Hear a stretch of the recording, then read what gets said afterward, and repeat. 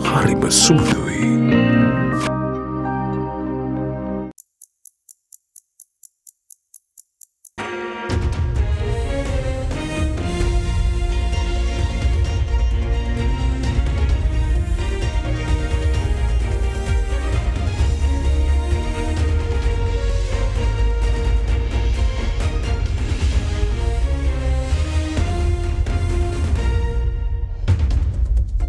Tonight on First at 9 this Saturday the 17th of February 2024. Indo-Pacific diplomacy. US Under-Secretary of State for Public Diplomacy Liz Allen visits Sri Lanka to reaffirm US support. US Deputy Secretary of State for Management and Resources Richard R. Verma slated to visit Sri Lanka next week. Out of bankruptcy. Sri Lanka will make it out of bankruptcy once the agreement on bilateral debt restructuring is finalized, reveals the presidential chief of staff. ද්විපාර්ශ්වික ණය ප්‍රතිව්‍යුහගත කිරීම ටික Paris club එකත් එක්ක දැන් එකඟතාවයකට ඇවිල්ලා මේක ප්‍රකාශ වෙච්ච හැටිය අපි බංකලොත් තත්වෙන් නිදහස් වෙනවා. Misled. Treasury Secretary Mahinda Siriwardana claims that the former president was misled by officials closest to him. Says he's disheartened by the recent accusations made against Treasury officials. It is indeed disheartening when the bona fides of public officials are unfairly called into question, including by members of the country's legislature. ඔබේ විශ්වාසය දෙනු සෙන්සුරයින් දැන් ළඟමැති ෆාමසියෙන් ලබාගත හැක. This is Derana First at 9. Live from Studio 24 in Colombo. Good evening and welcome to Derana First at 9. I'm Aditya Durasinghe joining you live with the latest in Sri Lanka and around the world. Now in your top story tonight, Senior Advisor to the President on National Security and Chief of Presidential Staff, Sagala Ratnayaka revealed that plans for an agreement on restructuring bilateral debt with the Paris Club is underway, adding that the agreement will prompt Sri Lanka to come out of bankruptcy. Highlighting the advantages of the Paris Club agreement, the presidential chief of staff went on to say that Sri Lanka will attract more investors moving forward. Addressing a gathering, Sagar Ratnayaka highlighted that the IMF's accreditation is of greater value than the disbursement of $300 million quarterly. A conference to raise awareness on the 2024 budget proposals was held at the Mathura District Secretariat. The conference was attended by Senior Advisor to the President on National Security and Chief of Presidential Staff Sagala Ratnayaka. ජාත්‍යන්තර මූල්‍ය අරමුදල් සම ඉක්මනින් ගිවිසුම්ගත වීමත් එක්ක ආපු ප්‍රධාන වාසිය ඒ කාර්තුවේ අපිට ලැබිච්ච ඩොලර් මිලියන 300 නම් නෙවෙයි. ඒක තුට්ටු දෙකක්. වාසිය තමයි ජාත්‍යන්තරයට ගිය විශ්වාසය. අපි මේ රට හරවන්න පුළුවන් කියලා ජාත්‍යන්තර මූල්‍ය අරමුදල එතනින් අපිට සහතිකයක් දෙනවා වගේ. ද්විපාර්ශ්වික ණය ප්‍රතිව්‍යුහගත කිරීම ටික පැරිස් ක්ලබ් එක කියන එකත් එක්ක දැන් එකඟතාවයකට ඇවිල්ලා මේක දැන් ප්‍රකාශ වෙන්න ආසන්න තත්වයක තියෙන. ඒක ප්‍රකාශ වෙච්ච හැටිය අපි ඒ බංකලොත් තත්වෙන් නිදහස් වෙනවා. අපේ ජාත්‍යන්තරයේ තියෙන ඒ ණය ලබා ගැනීමේ තත්වය ශක්තිමත් වෙනවා. අපිට වැඩිපුර සහන එනවා. මේ රටට ආයෝජකින් තවත් එන්න වැඩිපුර කටයුතු කරනවා. Now, incumbent Treasury Secretary Mahinda Siriwardana today made a rather few surprising comments on the policy decisions which ultimately culminated in Sri Lanka's full-blown economic crisis. The Treasury Secretary claimed that the numerous warnings and disclaimers given to the former administration on the impending crisis fell on deaf ears. Citing the landmark Supreme Court judgment, Mahinda Siriwardana went on to say that certain officials built a so-called Chinese wall around the former president, which led to executive decisions contrary to economic stability. When I assumed duties as Treasury Secretary in early April 2022, the country was in chaos. There were neither rupees nor dollars at the Treasury. Every day was a struggle to meet the mandatory payments of the government. At the time, just the salary bill and interest costs exceeded government revenue. Looking back, now it is hard to believe that we got through that time without missing any of those mandatory payments of the government. Unfortunately, less than 2 years later, many in society chosen to forget the incredibly difficult time that we went through. The road to recovery has of course not been easy. However, what might have been outcome if the reforms implemented over the last 2 years were not put in place? To avoid that kind of outcome has been an incredibly difficult task. As public officials, these efforts are our duty and responsibility as professionals. However, it is indeed disheartening when the bona fides of public officials are unfairly called into question, including by members of the country's legislature, behind the cover of parliamentary privileges. The actions of Treasury officials and all public officials are open to public scrutiny, and officials must be accountable for the same. However, such scrutiny and critique should be based on actual information and should be in the public interest. It is disappointing to note that recent criticism of Treasury officers has not met any of these basic requirements, and I believe is therefore contrary to the public interest. One of the most important lessons from the economic crisis that began in mid-2021 is the importance of transparent economic data and policy making based on objective evidence, devoid of ideological bias. Taking that on board, the Treasury under my leadership from April 2022 took every effort to ensure that the Finance Minister was kept fully informed of the real picture of the terms of the economic situation. Unfortunately, prior to April 2022, economic realities had largely been hidden or ignored in the lead up to the crisis. The impending economic calamity was visible for several months prior to the crisis hitting us with disastrous consequences. At the time, I was serving as Deputy Governor at the Central Bank of Sri Lanka, and I provided detailed analysis in numerous occasions to the leadership of the Central Bank of Sri Lanka. Unfortunately, such warnings were ignored. The economic decision-making leadership at the time misdiagnosed the country's fundamental solvency crisis as a straightforward liquidity crunch. In my view, contrary to claims made by some people with vested interests, the economy under the former president collapsed because of the wrong advice given to him on managing the economy. According to the submissions made before the Supreme Court, it has been alleged that the former officials of the then administration had created what was described as a Chinese wall around the former president and had concealed from him true condition of the economy. This is not the case today. In fact, the Public Financial Management Bill, which will be submitted to Parliament in the coming weeks, will create stronger legal requirements for fiscal transparency. Now in other news, US Undersecretary for Public Diplomacy Elizabeth M. Allen arrived in Sri Lanka a few hours ago.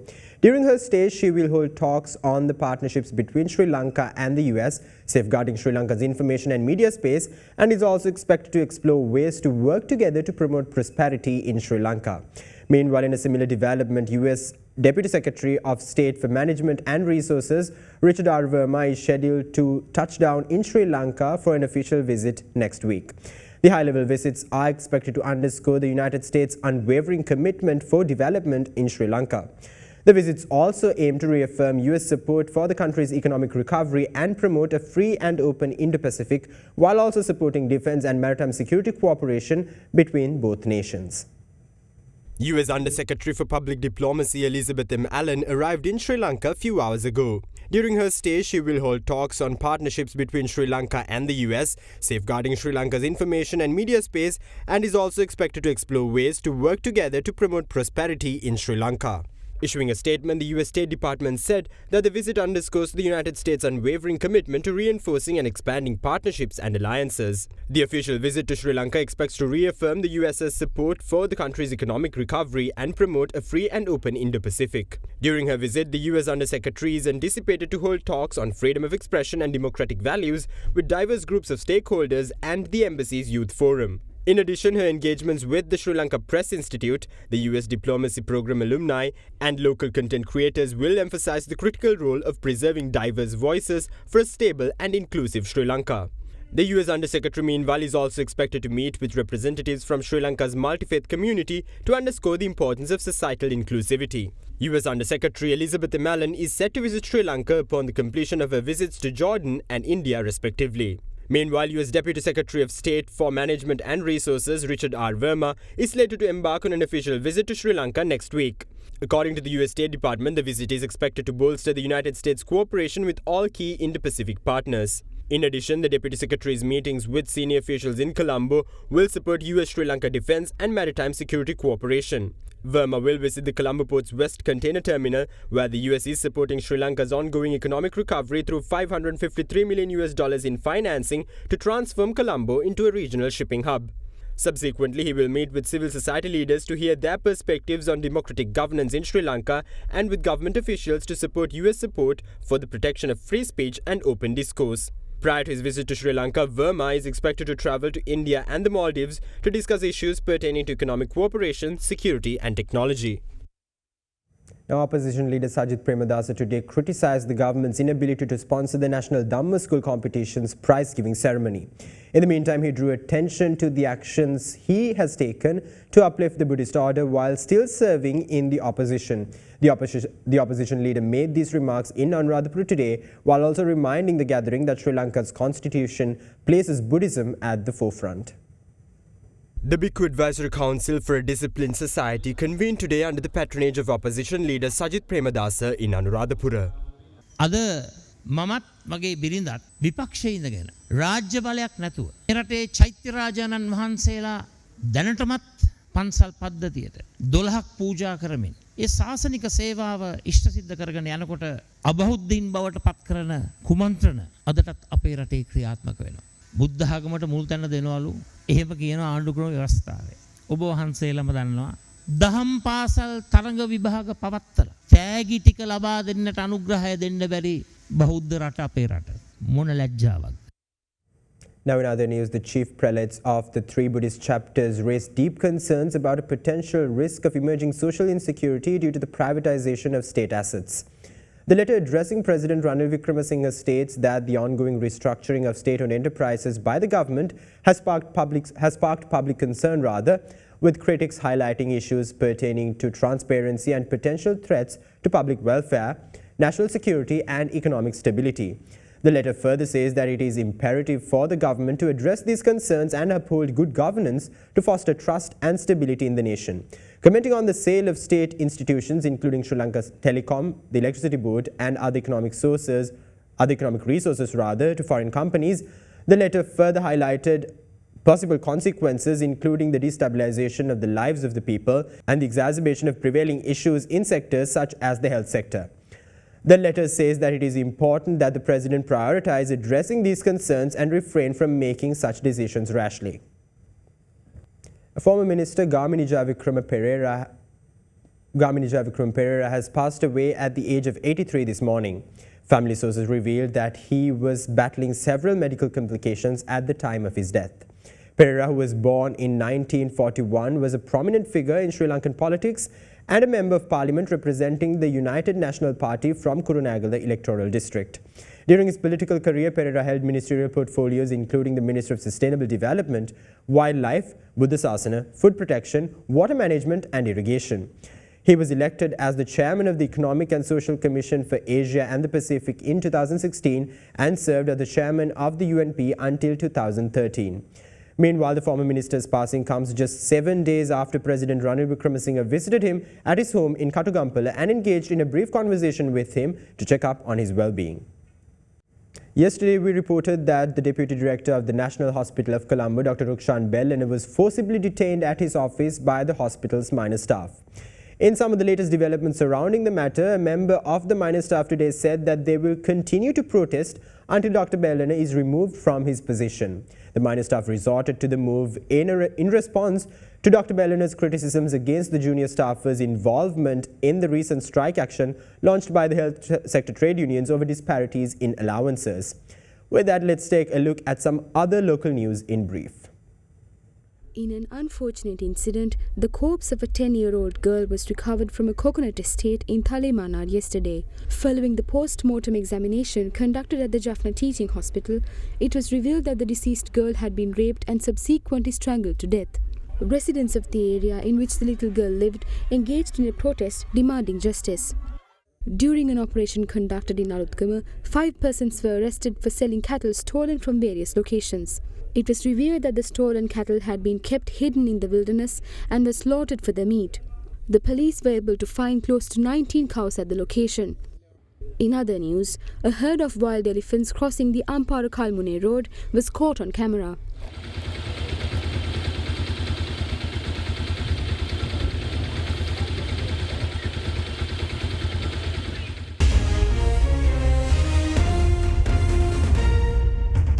Welcome back. Now in your political news, Secretary General of the UNP, Palitha Rangibandara, says that those who fled power at a time when Sri Lanka collapsed are now begging for power through island-wide campaigns. In the meantime, independent parliamentarian Dr. Nalaka Gudeva says that he and a set of other independent parliamentarians are willing to support the Samagi Jana Balawege in the upcoming presidential election. With that, let's take a look into some views presented in the political arena today. රට වැටිච්ච වෙලාවේ පැනලා දුවපු විපක්ෂයේ අනුර කුමාර දිසානායකත් පැනලා දුවපු සජිත් ප්‍රේමදාසත් නැවතත් රටවටේ ඇවිද බලය ඉල්ලනවා. දුන්න වෙලාවේ බාර ගන්න නැතුව පසුකාලීනව දියව් අපට දියව් රට කරන්න අපට දියව් මට දුන්නොත් මෙහෙම කරනවා අනම්මනම් කතන්දර කිය. දැන් අපේ පක්ෂය කැඩිලා ගිය කොටස් කිව්වේ රනිල් වික්‍රමසිංහ මහත්තයා ඉන්නකම් එක්සත් ජාතික පක්ෂයට ජනාධිපති කෙනෙක් හදන්න බෑ. දැන් බලන්න රනිල් වික්‍රමසිංහ මහත්මයා කරපු හරි වැඩේ හන්දා සත්‍ය ප්‍රකාශ කරපු හන්දා මොකක්ද අවසානයේ උනේ බුදුදහම අනුව සත්‍ය ජයගත්තා. බලන්න රනිල් වික්‍රමසිංහ මහත්තයා බාර අරගෙන අවුරුද්දයි. දැන් ගොවියෝ ගොවි බිම්වල. දැන් පෝර ආපහු ඇවිල්ලා. දැන් පෙට්‍රල් ඇවිල්ලා ඩීසල් ඇවිල්ලා තෙල් ඇවිල්ලා. පඩිත් වැඩි කළා. මේ රට මීට එහා ලෝකෙ වැටෙන්න තැනක් නැහැ. බංකොලොච්චින තැනටත් දැම්මා. ඉන්දියාවේදී හරින් ප්‍රනාන්දු කියන සංචාරක ඇමතිවරයා ප්‍රසිද්ධියේ ප්‍රකාශ කළා ශ්‍රී ලංකාව ඉන්දියාවේ කොටසක්. හරින් ප්‍රනාන්දු ඉතිහාසය ඉගෙන ගත්තේ කොහෙන්ද කියලා මම නම් දන්නේ නැහැ. මේ ප්‍රකාශය කරාම අපි බලාගෙන හිටියා දැන් විරුද්ධ පක්ෂයේ බලයට ඉවල්ලන කණ්ඩායම්. ඒ අය මේක කොයි විදියට ප්‍රතිචාර දක්වයිද කියලා. කිසිවෙක් නොඇසූ කනින් ඔහෙ ඉන්නවා. රටේ ජනාධිපති මේ ප්‍රකාශය පිළිගන්නවද නැද්ද? වෙන රටක ජනාධිපති කෙනෙක් නම් මුලින්ම කරන්නේ ඒ ඇමති මණ්ඩලයේ නිරපාහරණය. මේ ජනාධිපති එහෙම කරයි කියලා අපි බලාපොරොත්තු වෙන්නේ නැහැ. 76ක් අවුරුදු මේක කාපු අපේ රට මේ තත්ත්වයටපත් කරපු කවුරු ටික දැන් ඔක්කොම එකට පෙළ ගැහිමින් තියෙනවා එක. ඒතොර ඒ වඩේට සන්දාන. ආර්ය මෙහාට ගියා. මෙයා මෙහාට ගියා. දැන් මෙයත් එක්ක සාකච්ඡා. මේ දවස්වල ප්‍රවෘත්ති බලන්න. හරි. අරගොල්ලෝ මේගොල්ලෝ දැන් එකතු වෙනවා. දැන් සාකච්ඡා පටන් ගත්තා කියලා ඔහොම යනවා.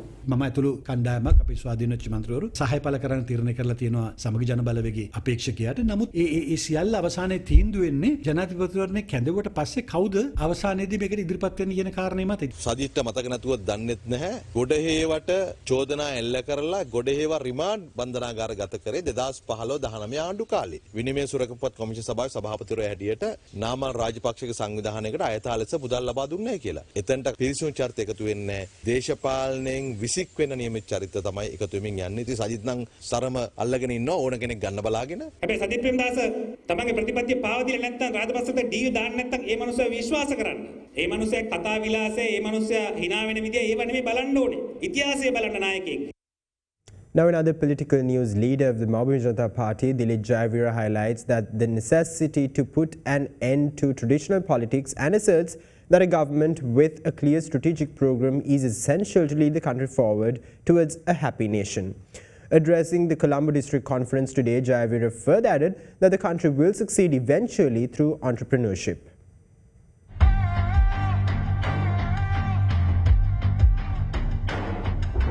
The Colombo District Conference of the Mahabima Janata Party was held this afternoon under the patronage of its party leader Dilip Jayavira.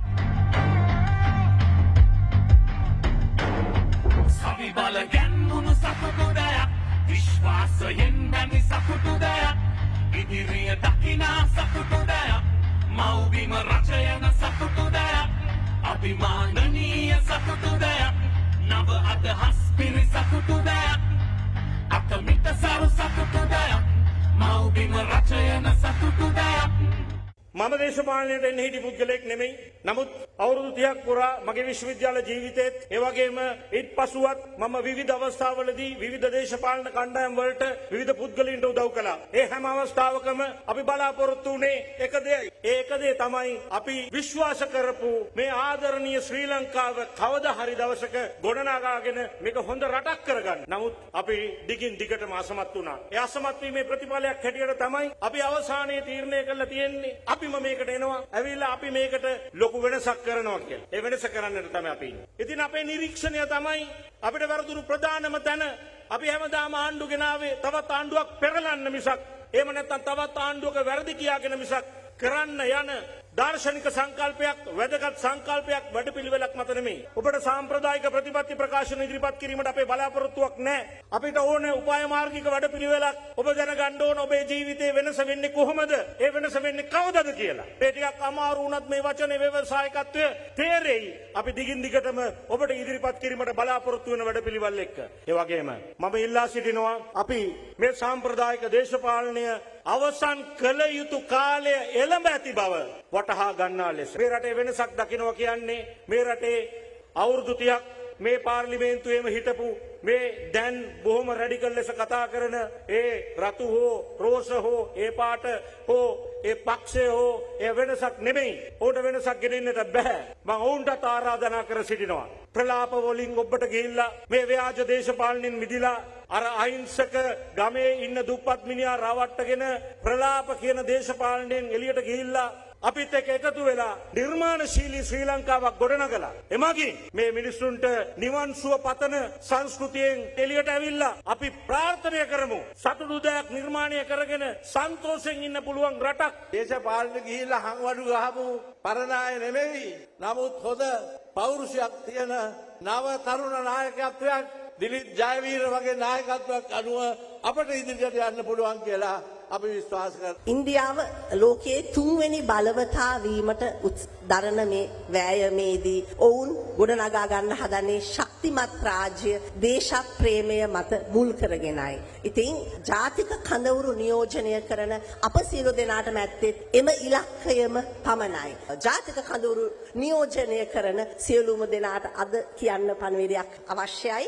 අද අපේ රට ගිනි ගනිමින් පවතිනවා. මේ ගිනි ගන්නා රට වෙනුවෙන් අපිට අපේ යුතුයකම් ඉටු කරන්නට ලැබෙන මේ අවසන් අවස්ථාව වෙන්නට පුළුවන්. මේ මඟ හරින්නට එපා. අපි එකතු වෙමු, සාකච්ඡා කරමු. අඩුපාඩු තියෙනවා නම් ඒවා නිවැරදි කරගනිමු.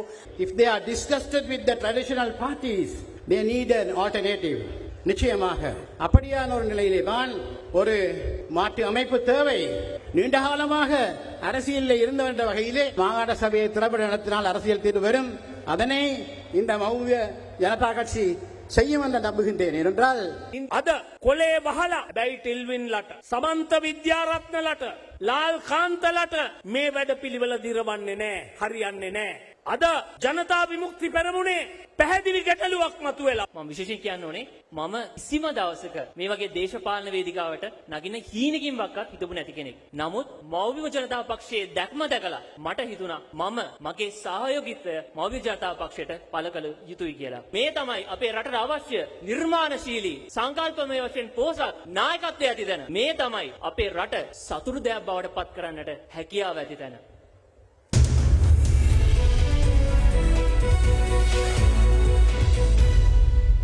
Now on your business news, Chairman of the Sri Lanka Tourism Promotion Bureau, Chalaka Gajabahu, highlighted soon-to-be-launched collaborations intended to improve Sri Lanka's tourism sector. Addressing a recent media briefing, he also revealed plans for a project targeting the ancient rock fortress in Sigiriya in Dambulla, the first of its kind, which is set to be launched in July. Sri Lanka expects to attract 5 million tourists by 2026, out of which 2.5 million are anticipated to be high-end tourists. We are planning water-related festival, hopefully starting in middle of March, going up to about middle of April. With these brands, how to show that water-wise, water sports from kite surfing to underwater diving to a lot of things. We want to have this festival, do it with these brands and take it globally and promote it globally as well. And at the same time, we have a special project for Sigiri as well. It will be one of a kind. Hopefully, we can launch this. That we are planning to do it in July. For the first time, it will be done in project like this in Sigiri. I can't reveal the details right now, but it's going to be a good surprise for the high-end tourism market for this country as well. And at the same time, we are tying up with a lot of international adventure partners, bodies. For example, we had Ray Emerson's last year. This year, there are so many events. For example, there's an event that is done by the private sector called Ride for Ceylon, which we have partnered and kind of a sponsorship as well. About 60 riders, international riders are going to be in Sri Lanka, and then 2 international marathons. So there are a lot of things. It's not only one thing that we were restricted in certain areas when we took over, but now that we have shown the results, shown that what we can do, we have taken the responsibility and come up with a plan to take this not only to 2024 to 2025, going up to 2028, 2029. Very important thing to notice is in our top 10 countries, 2 unique markets are Poland and Netherlands. Poland playing a key role. That is because Poland market was developed specially on an influencer program. The marketing team and the Polish team in Sri Lanka did a very good job in getting the correct type of influencers to market. We had quite a few celebrities celebrities coming in from Poland, because we got one MTV superstar singer. Wherever she went, when she put a post up, it was over 100,000. And what I hear is those hotels that she stayed in, Polish travelers are calling directly and ask what this hotel is, what this destination is, where we should go. And the other market, everybody was expecting to grow overnight. When China opened up, everybody said, why isn't the Chinese tourists coming here so soon? It's going to take time. It opened up in April, but now you can see December, January and February, China is now in the top 5. Now in other business news, Sri Lanka's Purchasing Managers Index for the month of January recorded an expansion in both manufacturing and service activities. The Central Bank of Sri Lanka stated that the manufacturing PMI increased to 55.6 last month, while the services PMI recorded an index value of 60.1.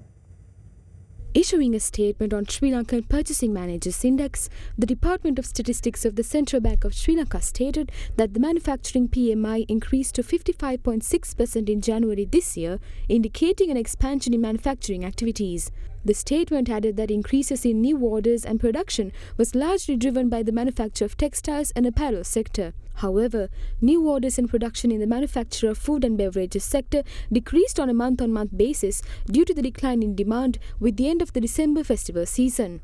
Meanwhile, employment and stock of purchases expanded during the month in line with the new orders and production. Further, suppliers' delivery time lengthened at a higher rate in January, mainly due to shipping disruptions in the Red Sea. The central bank further highlighted that expectations for manufacturing activities for the next 3 months remain positive due to the improved macroeconomic environment.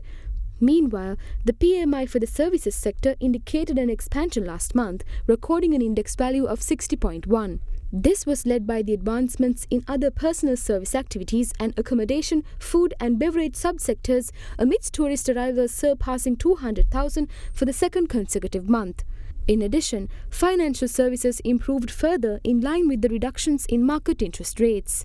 As per the data collected by the central bank, new businesses increased last month, particularly with the increases in financial services and other personal service activities and professional services subsectors. Employment, however, fell despite new recruitments made by several companies. Further, backlogs of work continued to decline during the month. The central bank further added that expectations for business activities for the next 3 months continue to rise in January. However, there are concerns regarding a drop of sales in line with the decline in purchasing power of consumers and increase in input costs as a result of VAT amendments. And that's all the news we have for you tonight. Thank you. Have a great night.